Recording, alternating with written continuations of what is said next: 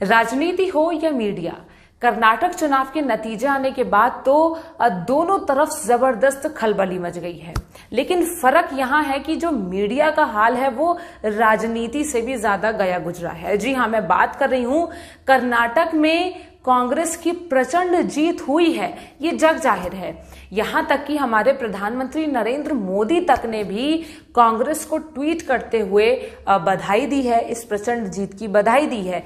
लेकिन हमारी मुख्य धारा की मीडिया का इतना बुरा हाल है कि वो किसी भी कीमत पर कांग्रेस की इस जीत को पचा नहीं पा रही है। जैसे कि आप देख सकते हैं कि किस तरीके की ये बड़ी एंकर बार बार कह रही थी कि बराबरी हो गई है, बीजेपी और कांग्रेस दोनों आमने सामने है, बीजेपी ने कांग्रेस को अब पार कर दिया है, दोनों बराबरी पर आ गए हैं, इस तरीके की बातें की जा रही थी। आंकड़ा बदला, बहुमत से पीछे आ गई, एक सीट नीचे, बहुमत से फिसलती हुई कांग्रेस दिखाई दे रही है। 211 सीटों का रुझान सामने आया है। अब बीजेपी ने बढ़त ऐसे जो अपनी पुरानी सीट पर थी उससे आगे बढ़ते हुए 81 सीटें, कांग्रेस 111 और आंकड़ा गिर गया। लगातार पीछे की तरफ आती हुई कांग्रेस इस वक्त दिख रही है।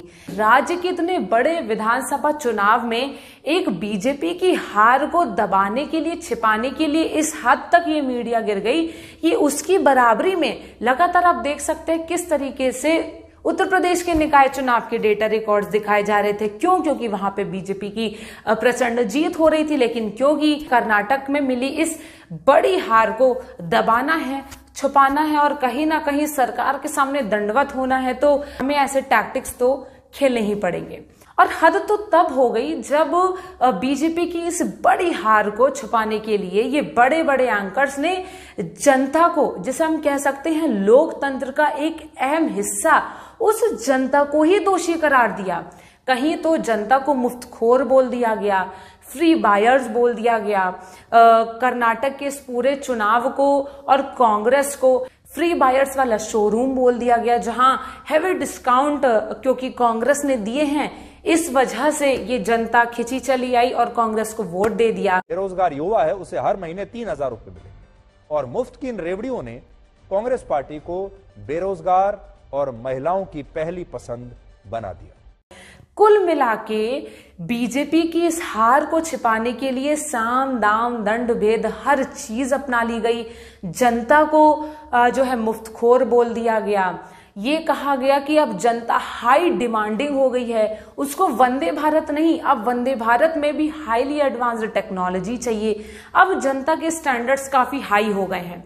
अब दोस्तों, अब मुझे बताइए, अगर जनता के इतने ही स्टैंडर्ड्स हाई हो गए हैं तो क्या कर्नाटक की वो आम जनता सड़कों पर सिलेंडर की पूजा कर रही होती? वोटर्स की उम्मीदें भी बहुत ज्यादा थी और ये वोटर्स कुछ मायनों में अब असहनशील हो गए थे। असहनशील से कहने का मेरा मतलब ये नहीं कि वोटर्स की कोई गलती है, कहने का मतलब है कि वोटर्स की जो एक्सपेक्टेशंस है अब वो हर चुनाव में पहले के मुकाबले ज्यादा होती जा रही है। हमारा जो वोटर है अब वो ज्यादा डिमांडिंग है। अब वोटर्स ये कहते हैं कि उन्हें वंदे भारत जैसी ट्रेनें तो मिल गई, लेकिन इन ट्रेन की संख्या कम है, उनमें सुविधाएं कम है, इसलिए अब वो और भी ज्यादा बेहतर सुविधाएं चाहते हैं। क्योंकि जनता ने महंगाई के, भ्रष्टाचार के मुद्दों पर वोट दिया और कहीं ना कहीं शायद इसी वजह से भाजपा हार गई।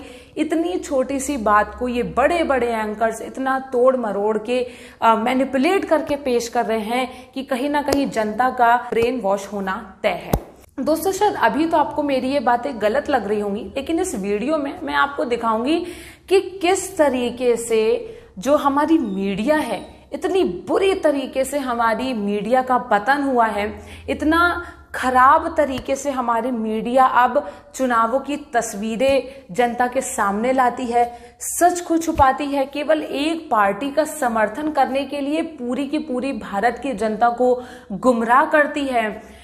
किस तरीके से केवल एक पार्टी को बचाने के लिए या उसकी हार को छिपाने के लिए, दबाने के लिए इतनी बहस की जाती है, डिबेट्स के नाम पे चिल्लम चिल्ली होती है, किस तरीके से एक दूसरे को गालियां देते हैं, किस तरीके से जो पार्टी जीती है अगर वो आपके फेवर की नहीं है, आप किस तरीके से उसे बदनाम करेंगे, उल्टा उस पे ही क्वेश्चंस दागेंगे, उस पे ही आप प्रश्न चिन्ह खड़े करेंगे। इस वीडियो में अब मैं आपको बताऊंगी, जहां एक चुनाव में हारने वाली पार्टी से सवाल पूछे जाते हैं, हारने वाली पार्टी से ये पूछा जाता है कि आखिर गलती कहाँ हो गई, क्यों आपने 10-10 दिन तक, जब आपके खुद के प्रधानमंत्री वहां प्रचार प्रसार कर रहे हैं, इसके बावजूद भी अगर आप वहां चुनाव हार जा रहे हैं तो वो बुनियादी कमियां कहाँ रह गई हैं। इस तरीके के हजारों सवाल मेन मीडिया से, मुख्य धारा की मीडिया से पूरी तरीके से गायब हैं। दोस्तों, अब हम वीडियो में आगे बढ़ते हैं। आपकी स्क्रीन पर यह तस्वीर, शायद आप लोग इस लेडी को नहीं पहचान पा रहे होंगे, कोई बात नहीं। अब ये फोटो देखिए, कुछ याद आया दोस्तों? जी हाँ दोस्तों, ये वही फेमस एंकर हैं दूरदर्शन की, जिन्हें हम आंखों देखी के एक बड़े ही फेमस शो से हम इस न्यूज एंकर को जानते हैं। जी हाँ दोस्तों, मैं बात कर रही हूं नलिनी सिंह की। ये वही दूरदर्शन की न्यूज एंकर हैं जो अपनी शालीनता के लिए मशहूर हैं, शांति प्रिय ढंग से किस तरीके से सरकार से सवाल पूछना है, विपक्ष से सवाल पूछना है, किस तरीके से तमाम पार्टी के नेताओं से चुनाव में हार जीत को लेकर सवाल पूछना है, ये एंकर बखूबी जानती थी। दोस्तों, वीडियो में आगे बढ़ने से पहले मैं चाहती हूं कि एक बार आप इस वीडियो को देखें। कई सिंहासन हिले हैं आज, कई ताज गिरे हैं, और जैसा कि लोकतंत्र में होता है, उन सिंहासनों पे और लोग आके बैठ चुके हैं। लेकिन आज हमें इतना मालूम है कि आज के जो परिणाम निकले हैं उनका शायद हमारी जिंदगी पर काफी असर हो, खासकर उस पर असर होगा जो कि आने वाला इवेंट है, यानी कि 2 फरवरी 95 में 6 असेंबली विधानसभा चुनावों में जबकि हम जाने वाले हैं, और 1996 में 11वीं लोकसभा में जब हम जाने वाले हैं। इसका हम पर क्या असर पड़ेगा, इसके लिए आज से हम कल की ओर जाना चाहते हैं, आज कम देखना चाहते हैं और कल की ओर ज्यादा, और इसकी वजह से हमने स्टूडियो को वीआईपी से भर लिया है। जरा लॉन्ग शॉट दीजिए और देखिए, यहाँ पर हमारी बाईं तरफ हैं देश के दरअसल वीआईपी, वो लोग जिन्होंने, जो हमारी दाहिनी तरफ हैं, उनको वीआईपी बनाया। अनेक नेतागण हैं यहाँ पर।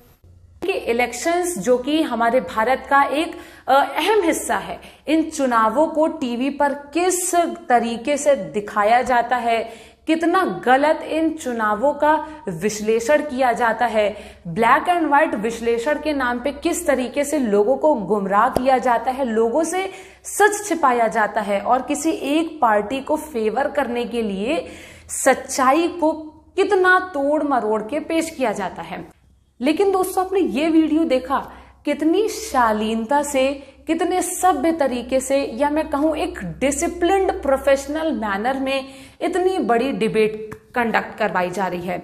दोस्तों, ये डिबेट है 1995 की, जब कई राज्यों में विधानसभा चुनाव होने थे, और अगले ही साल यानी 1996 में 11वें लोकसभा चुनाव होने थे, जिसे लेकर ये एक डिबेट नलिनी सिंह, जो कि एक फेमस डीडी एंकर है, इन्होंने ये कंडक्ट करवाई। और आप देख सकते हैं कि इस डिबेट में कितने दिग्गज नेता शामिल हैं। अटल बिहारी वाजपेयी जी हो गए, रामविलास पासवान हो गए, राजेश पायलट हो गए, और तमाम जो है एक पढ़ी लिखी जनता स्टूडियो में मौजूद है।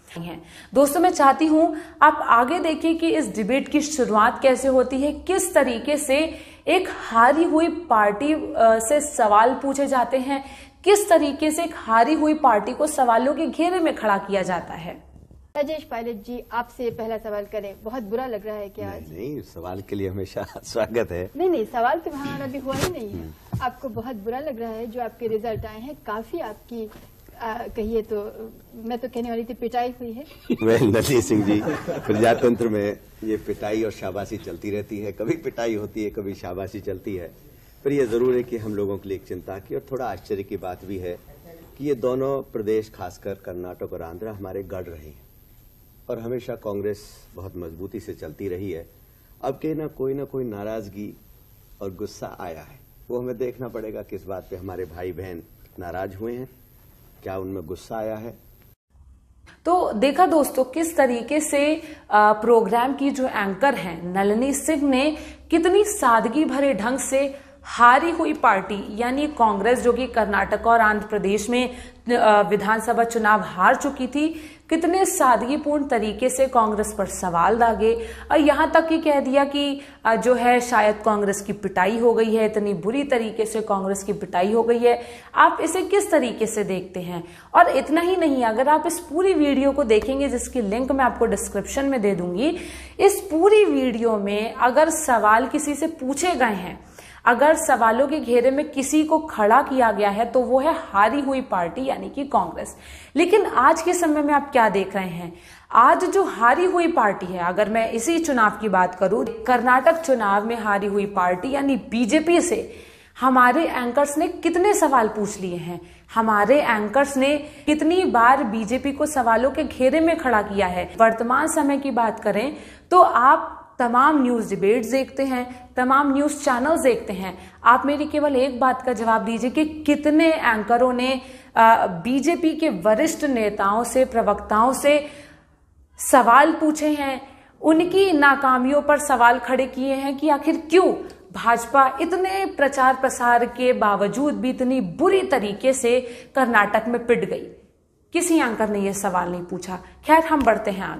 जी, प्रजातंत्र में ये पिटाई और शाबाशी चलती रहती है। कभी पिटाई होती है, कभी शाबाशी चलती है।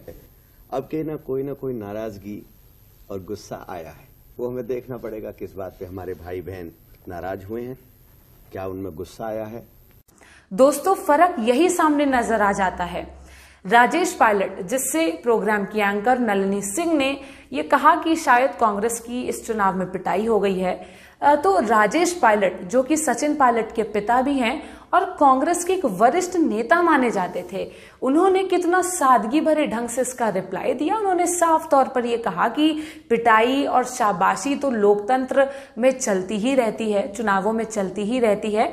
वो अपनी गलती पर मंथन करेंगे और जहां जनता नाराज है, जहां उनके भाई बहन नाराज हैं, हम उन बिंदुओं पर जो है विचार विमर्श करेंगे और एक बार फिर से पार्टी को मजबूती से खड़ा करेंगे। तो कितना सादगी भरा ये रिस्पांस राजेश पायलट की तरफ से। लेकिन दोस्तों, अगर हम वर्तमान चुनावों से इसका जो है कंपैरिजन करें तो टी राजा सिंह बीजेपी के एक बड़े ही फेमस नेता माने जाते हैं, कट्टर हिंदुत्ववादी नेता माने जाते हैं और कर्नाटक में बीजेपी की इतनी करारी हार के बाद उन्होंने किस तरीके से जनता को ही दोषी करार दिया, ये आप इस वीडियो में ही सुन सकते हैं। सुनने में आ रहा है, पर पता नहीं, हमने तो नहीं देखा, लेकिन 2-2 हजार में एक वोट बेचा गया, ऐसा सुनने में आ रहा है। 5,000 में वोट बेचा गया, ऐसा सुनने में आ रहा है कर्नाटक की जनता ने। समझ में नहीं आ रहा कि क्यों कर्नाटक की जनता ने धर्म के बजाय पैसे को चुना, देश के बजाय देश को लूटने वालों को चुना। तो देखा दोस्तों, किस तरीके से मीडिया और राजनीति का स्तर गिर गया है, जहां एक तरफ राजेश पायलट ने चुनाव में हार को जो है एक्सेप्ट करते हुए विचार विमर्श की बात कही थी, सार्वजनिक रूप से उन्होंने अपनी गलती को स्वीकार किया था, अपनी हार को स्वीकार किया था। वहां आज के समय में, वर्तमान के समय में तस्वीरें इतनी बुरी तरीके से बदल चुकी हैं कि जहां अब टी राजा सिंह, जो कि बीजेपी के एक बड़े नेता माने जाते हैं, उन्होंने अपनी हार को एक्सेप्ट तो दूर, जनता को ही दोषी ठहरा दिया। उन्होंने हिंदुओं को टारगेट करते हुए साफ तौर पे ये कह दिया कि मुझे नहीं पता कि हिंदुओं ने कितने रुपए में जो अपना ईमान बेचा है, कितने रुपयों में उन्होंने अपना वोट बेचा है। तो दोस्तों, अब क्या ये दिन आ गए हैं कि अब नेता हारने के बाद पूरा दोष अपने ऊपर, अपनी पार्टी के बजाय जो है अब जनता पर मढ़ेंगे। जहां कर्नाटक और आंध्र प्रदेश के विधानसभा चुनाव में कांग्रेस और बीजेपी हार गए थे और वहां जनता दल की एक बड़ी जीत हुई थी, तो अपनी हार को लेकर बीजेपी के नेता अटल बिहारी वाजपेयी जी ने क्या कहा था, मैं चाहती हूं आप एक बार सुने। ये जो आपने आंध्र प्रदेश में सब जगह चुनाव लड़ लिया, करीबन 300 सीट पर, 292 सीट पर, तो ये क्या सोच के लड़ लिया? आप तो 4 सीट में भी नहीं जीते, जो अभी की स्थिति है।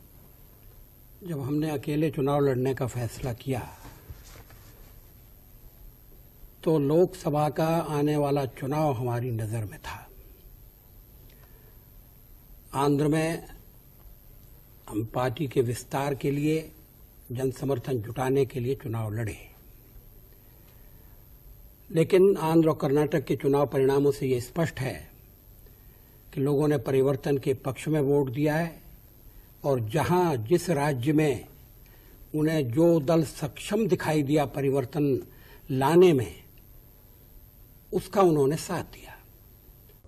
तो दोस्तों, आपने देखा कि अटल बिहारी वाजपेयी जी कितने सादगी भरे तरीके से अपनी हार को स्वीकार करते हैं और ये कहते हैं कि शायद जनता को परिवर्तन चाहिए था, शायद इस वजह से जनता ने ये बड़ा फैसला लिया है और शायद भाजपा को समर्थन नहीं मिला है, लेकिन वो आगे इस हार से काफी कुछ सीखेंगे।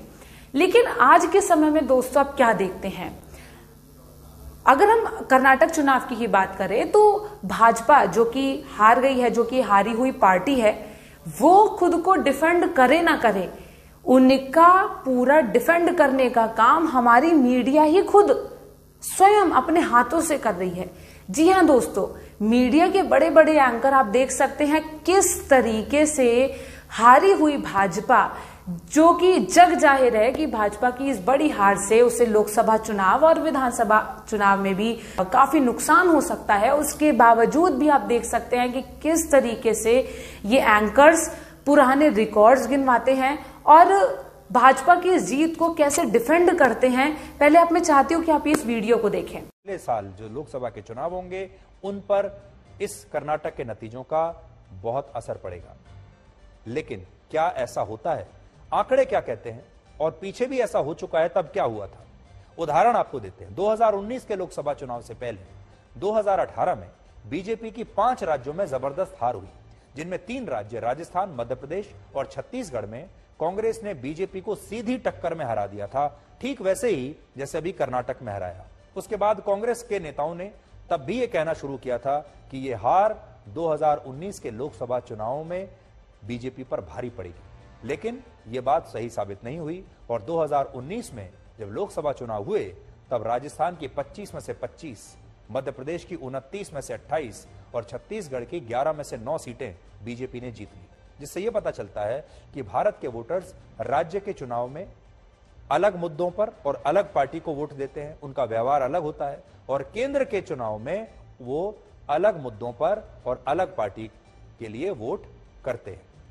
तो देखा दोस्तों किस तरीके से बड़े चैनल के इस बड़े एंकर ने ये गिनवा दिया कि 2019 में भी कई राज्यों में कांग्रेस आई थी, लेकिन फिर भी 2019 के लोकसभा चुनावों में अगर कोई पार्टी जीती तो वो थी भाजपा। यानी कि इस बार भी 2024 के लोकसभा चुनाव में भी कहीं ना कहीं वो इनडायरेक्टली ये बताना चाह रहे हैं कि अगर कोई प्रधानमंत्री होगा तो वो केवल नरेंद्र मोदी होंगे और अगर जीत किसी पार्टी की होगी तो वो केवल बीजेपी की होगी। अब दोस्तों आप मुझे बताइए, क्या ये हमारी मीडिया का पतन नहीं है?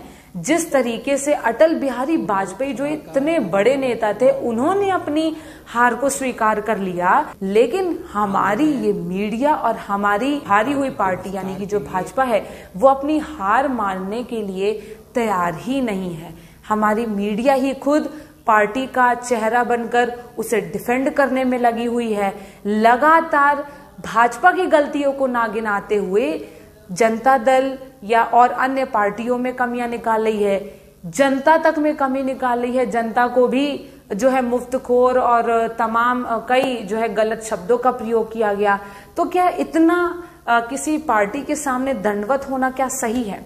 खैर, हम आगे बढ़ते हैं। मैं चाहती हूं कि आप आगे इस छोटी सी इस क्लिप को देखें। मूल मुद्दे जो चुनाव के सामने लोगों के सामने आए हैं वो आर्थिक नीतियों के मुद्दे थे, भ्रष्टाचार के मुद्दे थे, और कहीं कहीं जो भाव इतने बढ़ गए लोगों को, जो छोटी आमदनी के लोग थे उनका गुजारा होता ही नहीं किसी ढंग से, इनको अनुभव किया नहीं। उस वक्त इंदिरा गांधी ने तो देखा दोस्तों किस तरीके से इस डिबेट में भ्रष्टाचार, महंगाई और आर्थिक नीतियों जैसे मुद्दे पर चर्चा हुई।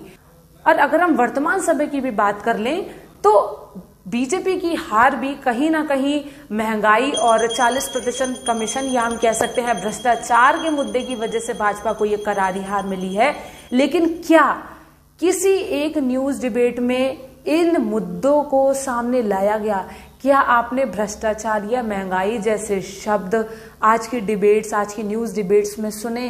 क्या आपने किसी न्यूज डिबेट में ये देखा कि भाजपा यानी कि जो हारी हुई पार्टी है उससे सवाल पूछे जा रहे हों, उससे महंगाई को लेकर, भ्रष्टाचार को लेकर सवाल पूछे जा रहे हों? नहीं दोस्तों, पूरी तरीके से कांग्रेस जो अब चुनाव जीत चुकी है, बार बार उसमें कमियां निकाली जा रही हैं, जनता में कमियां निकाली जा रही हैं, और तमाम जो मेन मुद्दे हैं जिसकी वजह से भाजपा हारी है, उन तमाम मुद्दों से हटा के मुस्लिम आरक्षण, हिजाब, तमाम बजरंगबली और तमाम ऐसे धार्मिक मुद्दों को बीच में लाया जा रहा है। तो क्या ये जो है मीडिया की बदलती हुई पतन वाली तस्वीरें नहीं? दोस्तों, मैं चाहूंगी कि अब आप इस वीडियो की सबसे जरूरी क्लिप देखिए। से, क्योंकि जैसा कि आप जानते हैं उत्तर प्रदेश में महिलाओं के साथ बलात्कार, और आप जानते हैं महिलाओं के साथ दिन दहाड़े, जो मुलायम सिंह, मैं उसको मुलायम सिंह नहीं कहूंगी, मैं उसको क्रूर सिंह कहती हूँ। अच्छा, उसको आप सरकार को समर्थन दे रहे हैं, आपको उसको भी क्यों ढोए जा रहे हैं? आप उसको भी आपको गिरा देना चाहिए और खुद भी आपको रिजाइन कर देना चाहिए। आप एकदम से भ्रष्टाचारी हैं, एकदम से महिलाओं के ऊपर अत्याचार करने वाले हैं। मैं समझती हूँ कोई अधिकार नहीं कि आप मुझे ये कहना पड़ेगा कि आप एक पार्टी वर्कर भी हैं। ठीक है जी हाँ, जी। और ये जरूर आपका गुस्सा सही है। एक मिनट, वो अभी तक वो कह ही रहे थे कि उनका गुस्सा सही है। हाँ, जैसे हादसा हुआ, जैसे हमने खुद कहा कि हम इसको दिखवा रहे हैं और जो दोषी होगा उसको सजा देंगे, ये हमने कहा है। और जो आपका गुस्सा है वो हर आम आदमी का गुस्सा जब ऐसे होता है तो हर जिम्मेदार आदमी से महसूस करता है। मैं ये समझ रही हूँ कि बहुत सी भावनाएं भड़कती ही है ऐसे फोरम में। नहीं, ऐसे फोरम में जरूर भड़कनी भी चाहिए, लोकतंत्र है ये। लेकिन दोस्तों, कांग्रेस के बड़े नेता के लिए भरी डिबेट में ऐसे शब्द बोला कि आपको रिजाइन कर देना चाहिए, ये एक बड़ी बात है। लेकिन क्या आज के समय में दोस्तों ऐसा संभव है? आज जंतर मंतर पे पिछले 25 दिनों से हमारी महिला खिलाड़ी यौन शोषण जैसे आरोपों को लेकर एक भाजपा सांसद पर आरोप लगा रही हैं। लंबे प्रोटेस्ट के बावजूद भी क्या आज किसी भी जो है न्यूज डिबेट में, किसी भी न्यूज चैनल में जिस तरीके से इस महिला ने पूरी बोल्डनेस के साथ खुलेआम कांग्रेस के बड़े नेता राजेश पायलट को रिजाइन करने को कह दिया, क्या आज के समय में कोई व्यक्ति भाजपा के सांसद या भाजपा के नेताओं से ये कह सकता है कि शायद आज उन्हें भी रिजाइन दे देना चाहिए क्योंकि वो महिला पहलवानों के लिए एक कदम नहीं उठा रहे, उनकी बातों को सुनना जरूरी नहीं समझ रहे हैं? नहीं दोस्तों, क्योंकि हमारे जो है न्यूज डिबेट से, न्यूज चैनल से ये गंभीर मुद्दे इतनी बखूबी गायब कर दिए जा रहे हैं और केवल असल मुद्दों से भटकाया जा रहा है। दोस्तों, इस डिबेट की अंत केवल एक बात पर होती है कि जनता सर्वोपरि है, मतदाताओं का जो मत है वही सर्वोपरि है। ये लोकमत है जिससे हमारा लोकतंत्र जिंदा। लेकिन मतदाताओं ने सारे गणित गलत कर दिए।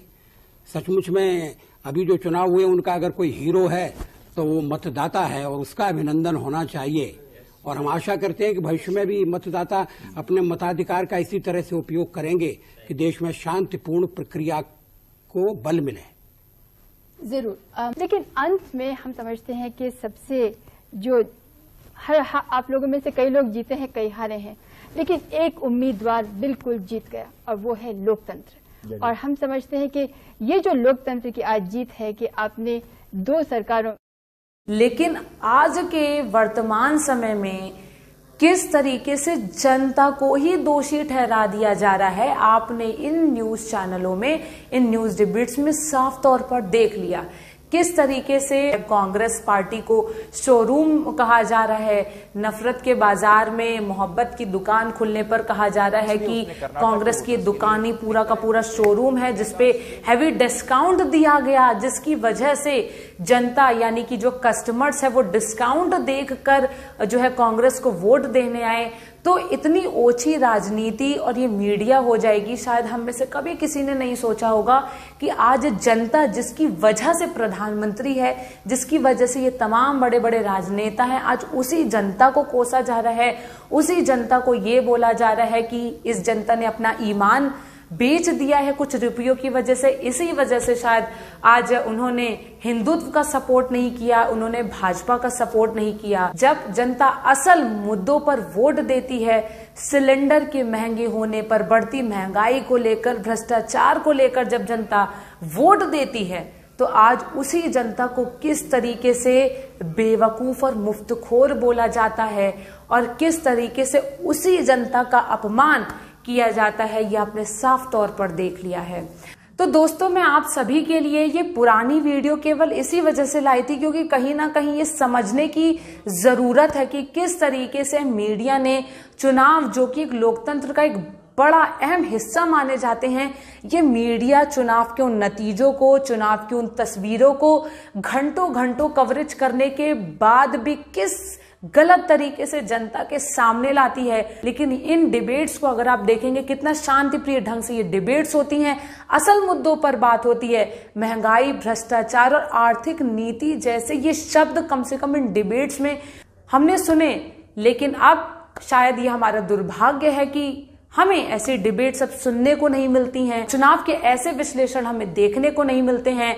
खैर, अब देखना ये होगा कि आगे हमारी मीडिया आगे आने वाले चुनावों को कितनी बुरी तरीके से मैनिपुलेट करती है, और हम आपके लिए ऐसी तमाम वीडियोस लाते रहेंगे, आपको सजग करते रहेंगे कि किन मुद्दों पर आपको सोचने की जरूरत है, किस दिशा में आपको सोचने की जरूरत है। तब तक के लिए मुझे दीजिए इजाजत।